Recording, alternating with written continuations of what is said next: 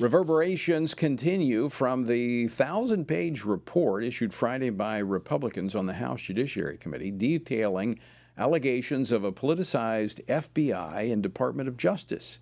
Now, I mean, what all is in this? And secondly, coming right before the election, is this a roadmap for what an investigation under a Republican Congress might look like? Well, join me to talk about this is Congressman Greg Steube. He is a member of the House Judiciary Committee and the House Foreign Affairs Committee. He represents the 17th Congressional District of Florida. Congressman, welcome back to the program. Yeah, thanks for having me. Greg, before we jump into this, just things getting back to normal there in Florida. I know last time we talked to you, you were involved in relief efforts through your church, trying to help out your constituents and others. How are things looking now? Well, obviously, everybody has power at this point, everybody that can get power. It's still going to just take a very long time. It'll be probably 6 to 8 months to pick up debris. There are still a lot of houses with blue tarps on it. It's just going to take a lot of time before people get back to normal. And as we're talking today, there's a hurricane developing, a tropical storm, subtropical storm, the other coast of Florida, but my district will be impacted. They just issued a state of emergency today. Nowhere near the storm that we had. So it'll be a breeze, no pun intended, compared to what we just went through. But we're getting there. It's still, in parts of my district, a blue tarp on every roof. And it's just going to take time for people to fix those roofs and rebuild. Yeah, and people don't realize that don't live in the South that these things, once the media moves on, the rebuilding takes sometimes years to do. And that's why I still want to encourage folks to support ministries like Samaritan's Purse that will remain on the ground there for, in some cases, for years.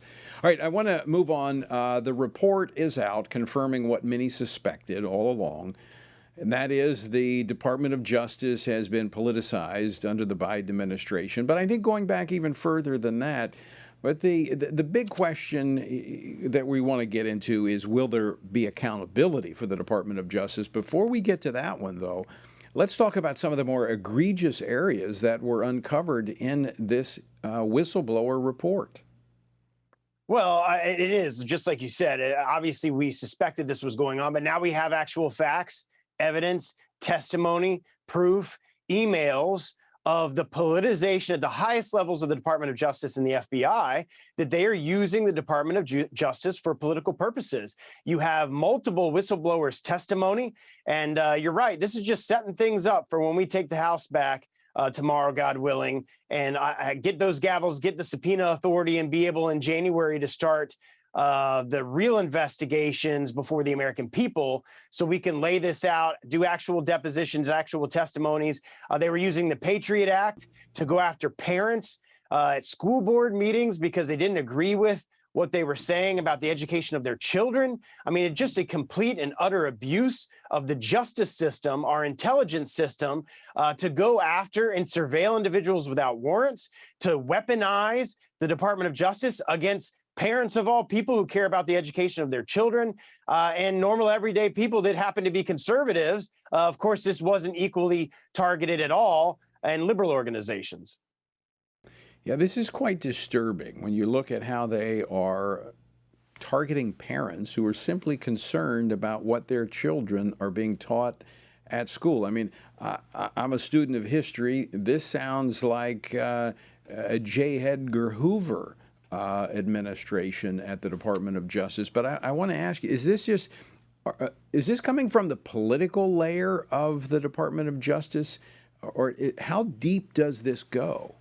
I think this goes pretty deep down from a management perspective, because at some point, if you're one of those mid-level managers, you've been there for 20, 30 years, and you're getting orders that you know aren't something that you should be doing, that are legal, that aren't balanced in the justice of power, you're probably going to follow orders, which is unfortunate, but a lot of those people don't want to either retire. I just met a woman in my district that came up to me that just retired. She did 30 years in the FBI, and she left the bureau. Her and her supervisor left the bureau because they were going after 80-something-year-old people that just walked into the Capitol on January 6th instead of going after real criminals. And she was sick and tired of it, so she left. So I think the people on the ground, your day-to-day agents at the city levels, are probably not corrupted in this fashion, but their hierarchy, their management, certainly the highest levels of the DOJ and the FBI in Washington, D.C. need to be completely turned over. And Garland needs to be brought in for impeachment proceedings. The FBI director needs to be brought in for impeachment proceedings, and let all this information go before the American people and you decide. You mentioned impeachment. You mentioned hearings. Now, the Department of Justice is under the executive branch, so you can control the purse strings, you can have hearings, you can impeach, and that doesn't require the executive branch. Do you think we're going to be seeing all of the above?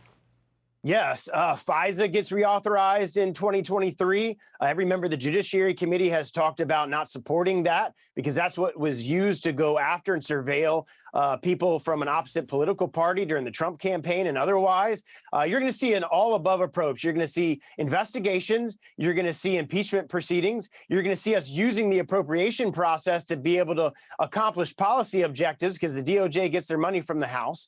All of those things you'll see, and then those investigations, so we can bring that information before the American people so they can see exactly what was going on in the Department of Justice. Well, Congressman Steube, I want to thank you for joining us and giving us that preview. Anytime. I think the next few months are going to be very, very interesting, and I know we're going to be talking with you a lot more in the future. Thanks so much for being with us. Yep, looking forward to it.